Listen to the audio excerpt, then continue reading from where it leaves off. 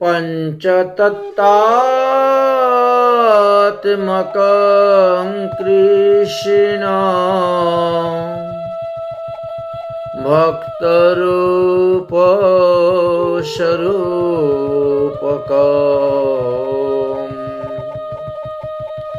भक्तयवतारम् भक्तामि नमामि भक्तो सकेतिकम् गुरुवे गौरचन्द्राय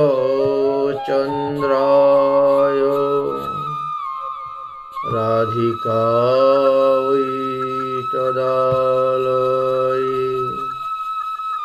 कृष्णाय कृष्णभक्ताय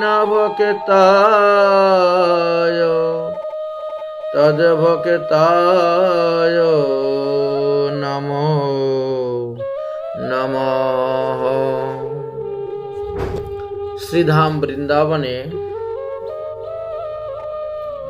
परम वैष्णव सूरदासेर कथा आजके आस्वादन करब, जिनि जन्म थेके अंध छिलेन। साधुगुरु वैष्णवेर कृपाय कण्ठेश्वरटा अत्यंत सुंदर छिलो, मधुर छिलो। तिनि मधुर स्वरे राधा गोविंदेर लीला कीर्तन करतेन।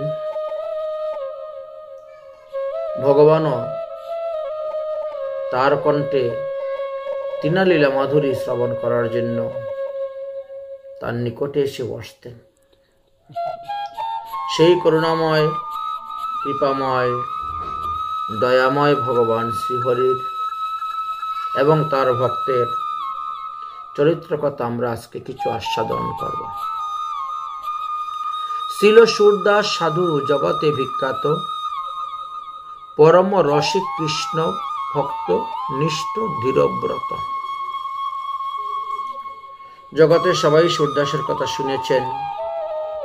आज भक्तमाल ग्रंथेर आमरा एई सूरदासेर चरित्र कथा आस्वादन करब। ताहार कवित्व शुनि हेनके आचय अंतर पुलक भावी शिरना नाचय। এই सूरदासेर कवित्व एमनই ছিল যে শুনবে তার দেহ পুলকিত হবে, যে শুনবে সে মাথা নাড়াবে। হ্যাঁ, ঠিক সিদ্ধান্তর কথা বলছেন, ঠিক কথা বলেছেন, মাথা নাড়বে। মহা অনুভব হয় বিরক্ত মহাপ্রেমী। একদিকে যেমন অনুভব, চক্ষু তো নেই জন্ম থেকে, কিন্তু অনুভব শক্তিটা খুব বেশি ছিল। একজন লোকের সঙ্গে যদি আজকে কথা বলেন, অন্যদিন তার কণ্ঠস্বর শুনলে বুঝতে পারেন হ্যাঁ তুমি অমুক এসেছো। একজন লোকের যদি হাত ধরেন, আরেকদিন তার হাত ধরে বলে দিতে পারেন হ্যাঁ তুমি অমুক এসেছো। এইরকম ভাবে অনুভব তার ছিল।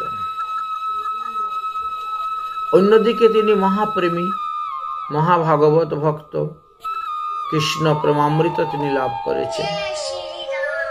শ্রীকৃষ্ণ সাক্ষাৎ বাস বৃন্দাবন ভূমি। ভগবান বলছেন যে বৃন্দাবনং পরিত্যজ্যং একপাদম ন গচ্ছামি। তাই ভগবান তো বৃন্দাবন ধাম ত্যাগ করে কোথায় যান না, সর্বদা বৃন্দাবনে অবস্থান করতেছেন। এখনো সেই লীলা করেন কৃষ্ণ রায়, কোন কোন ভাগ্যবানে দেখিবারে পায়। তাহলে শ্রীকৃষ্ণ সাক্ষাৎ বাস বৃন্দাবনে ভূমি, অষ্টাদশ সিদ্ধি দেহ অপেক্ষা করি, চারি মুক্তি আদি চতুর্বর্গ দেখা গেলি, শিষ্য অনুশিষ্য ক্রমে জগত তারিল, যার নাম ভেলা লোকে আশ্রয় করিল। অতএব ভগবান শ্রীকৃষ্ণ যেখানে নিত্য অবস্থান করতেছেন, সেখানে অষ্টসিদ্ধি নবনিধি সবাই উপস্থিত। এমনকি 18 প্রকার সিদ্ধি সেখানে উপস্থিত, 4 প্রকার মুক্তি সেখানে উপস্থিত। ভগবান সেখানে অবস্থা বিরাজ করতেছেন।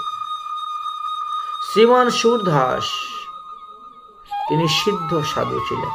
ত্রিজগতপুর জগতের আরাধ্য মনুষ্য সুরাসুর। এই সুরদাসকে দেবতারা পর্যন্ত আরাধনা করেন, কারণ যার কবিত্বে, যার রচিত গানে, যার কণ্ঠস্বরেতে ভগবান পর্যন্ত মুগ্ধ হয়ে তিনার নিকটে সে বসে ভাগবত কথা শ্রবণ করতেন। ভট্টজির উপরে যতক মুসলমান উদ্যুক্ত হইল সবে করিতে আক্রমণ।